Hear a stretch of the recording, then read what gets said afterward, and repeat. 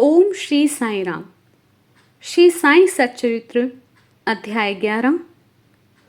सगुन ब्रह्मा श्री साईं बाबा, डॉक्टर पंडित द्वारा पूजन, हाजी सिद्दीकी फाल्के, तत्वों पर नियंत्रण। इस अध्याय में अब हम श्री साईं बाबा के सगुन ब्रह्मा रूप का और उनके पूजन का तथा तत्व नियंत्रण का वर्णन करेंगे।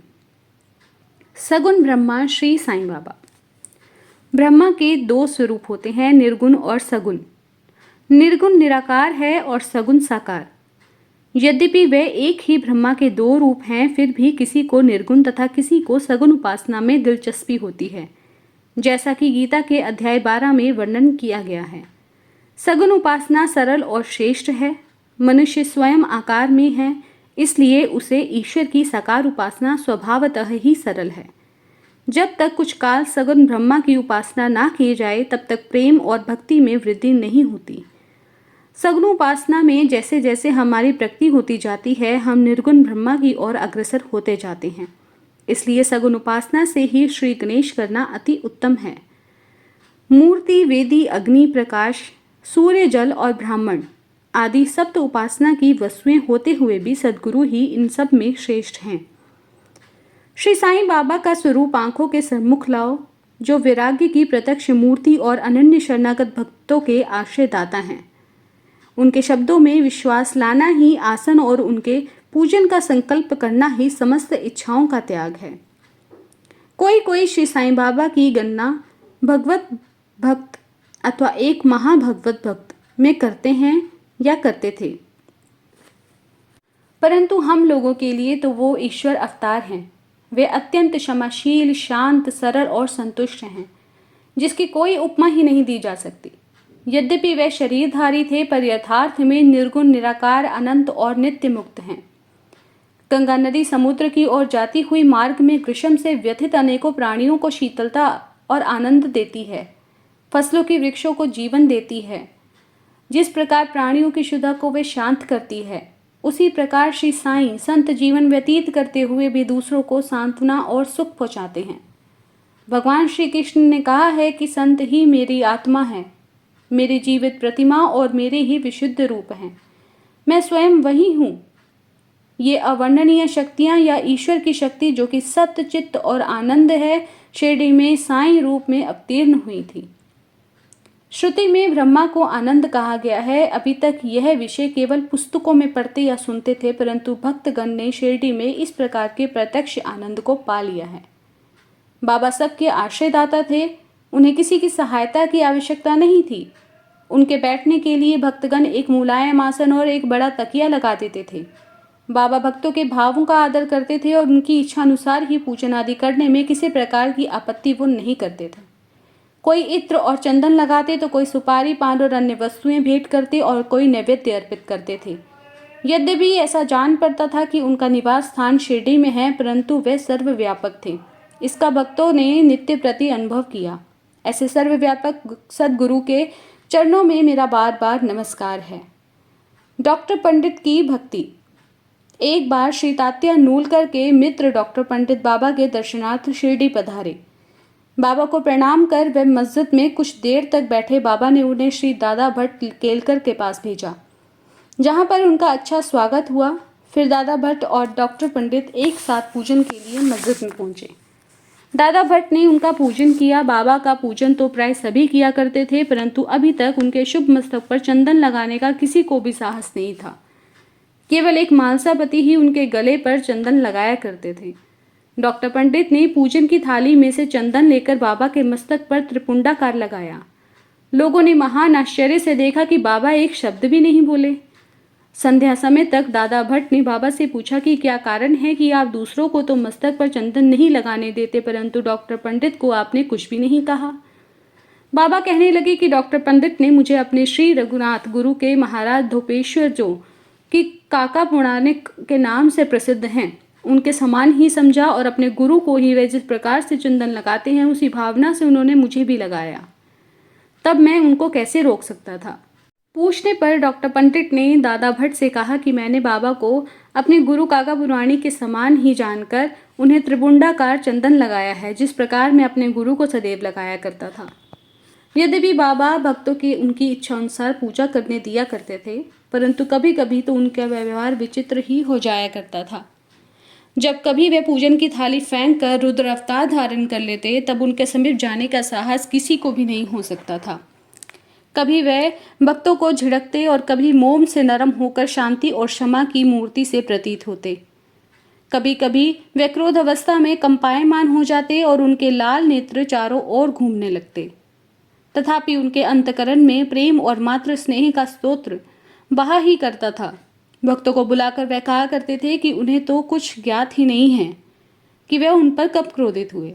यदि यह संभव हो कि समुद्र नदियों को लौटा दे, तो वे भक्तों के कल्याण की अपेक्षा कर सकते हैं।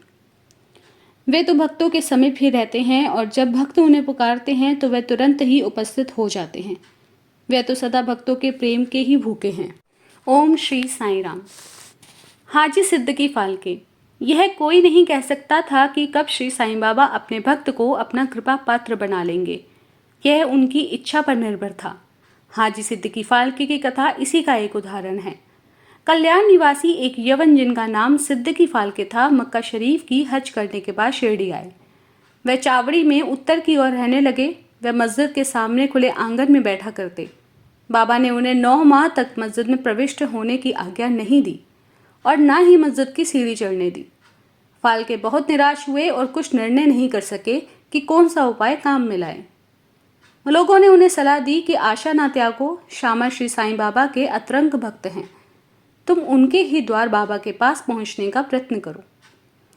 जिस प्रकार भगवान शंकर के पास पहुंचने के लिए नंदी के पास जाना आवश्यक होता है, उसी प्रकार बाबा के पास भी श्यामा के द्वारा ही पहुंचना चाहिए। फाल्के को यह विचार उचित प्रतीत हुआ और उन्होंने श्यामा से सहायता की प्रार्थना की।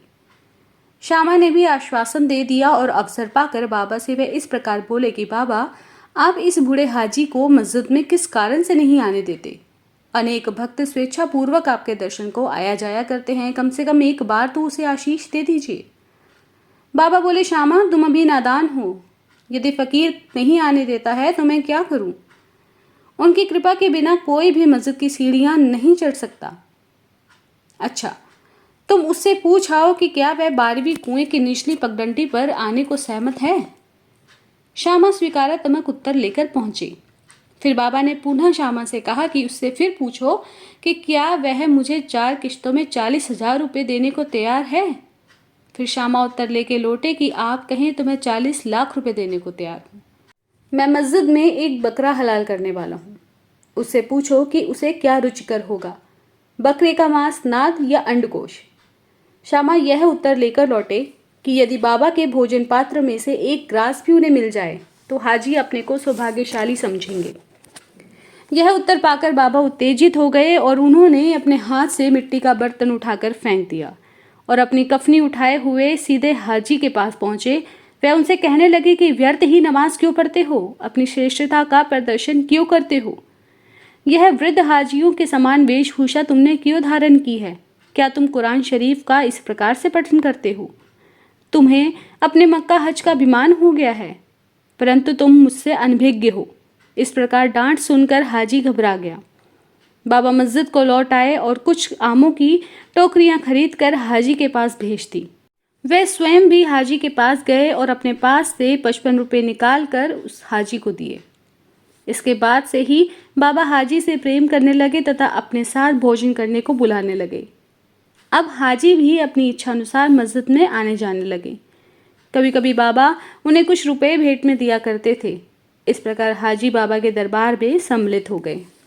ओम श्री साईं राम। बाबा का तत्वों पर नियंत्रण। बाबा के तत्व नियंत्रण की 2 घटनाओं के उल्लेख के साथ ही यह अध्याय समाप्त हो जाएगा। पहला, एक बार संध्या समय शिरडी में भयानक झंझावात आया। आकाश में घने और काले बादल छाए हुए थे। पवन झकोर रहा था, बादल गरज रहे थे, बिजली चमक रही थी, मूसलाधार वर्षा प्रारंभ हो गई थी। जहां देखो वहां जल ही जल दृष्टिगोचर होने लगा। सब पशु पक्षी शिरडीवासी अधिक भयभीत होकर मस्जिद में एकत्रित हो गए। शिरडी में देवियां तो अनेकों हैं, परंतु उस दिन की सहायतार्थ कोई भी नहीं आया। इसलिए सभी ने अपने भगवान साईं से, जो कि भक्ति के सदैव भूखे हैं, संकट निवारण करने की प्रार्थना की। बाबा को दया आ गई और वे बाहर निकल आए। मस्जिद के समीप खड़े होकर उन्होंने बादलों की ओर दृष्टि कर गरजते हुए शब्दों में कहा कि बस शांत हो जाओ। कुछ समय बाद वर्षा का जोर कम हो गया, पवन मंद पड़ गई और आंधी भी शांत हो गई। आकाश में चंद्रदेव उदित हो गए। तब सब लोगों ने अति प्रसन्न होकर अपने अपने घर को लौट गए। दूसरा, एक अन्य अवसर पर मध्याह्न के समय धुनी की अग्नि इतनी प्रचंड होकर जलने लगी कि उसकी लपटें ऊपर छत तक पहुंचने लगी। मस्जिद में बैठे हुए लोगों की समझ में नहीं आ रहा था कि जल डालकर अग्नि को शांत कर दे या फिर कोई अन्य उपाय काम में लाएं। बाबा से पूछने का साहस भी किसी को नहीं हो रहा था, परंतु बाबा शीघ्र परिस्थिति को जान गए। उन्होंने अपना सटका उठाकर सामने के खंभे पर बलपूर्वक प्रहार किया और बोले, नीचे उतरो, शांत हो जाओ। सटके की प्रत्येक ठोकर पर लपटें कम होने लगी और कुछ मिनटों में ही धुनी शांत और यथापूर्वक हो गई। श्री साईं ईश्वर के अवतार हैं। जो उनके सामने नत होकर उनके शरणागत होगा उस पर वे अवश्य ही कृपा करेंगे। जो भक्त इस अध्याय की कथाएं प्रतिदिन श्रद्धा और भक्तिपूर्वक पठन करेगा उसका दुखों से शीघ्र ही छुटकारा हो जाएगा। केवल इतना ही नहीं, वरन उसे सदैव श्री साईं चरणों का स्मरण बना रहेगा और उसे अल्पकाल में ही ईश्वर दर्शन की प्राप्ति होकर उसकी समस्त इच्छाएं पूर्ण हो जाएंगी और इस प्रकार वह निष्काम बन जाएगा। ओम श्री सद्गुरु साईनाथमर्पणस्तु शुभम भवतु। ओम श्री साई राम। अध्याय 11 समाप्ति।